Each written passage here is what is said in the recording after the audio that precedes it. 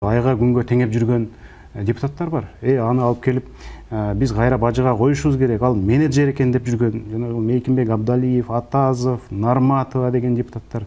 Аны биз эл унутпашы керек. Андан тышкары көп да жанагы коррупционер экенин мойнуна алып 8 бирөө 12 миллион доллар төлөп мамлекетке коррупционер деген штампты бастырып туруп, анан кийин ошого карабастан буйтама жолдорду таап депутат болуп келген Абдубакап Боронбаев, Нурлан Ражабалиев дегендер бар. Тиги бажы боюнча бажыдагы уурулуктун бетин ачкандар биз буларга мынантип акчаны алып келип бергенбиз. Булар биздин колубуздан алганын акталай акча деп какшап айтып турса дагы ошолор эми эл башкарган бийик тепкичтерде отурушат. Мен ойлойм, бул жерде саясий жоопкерчилик, моралдык жоопкерчилик болуш керек.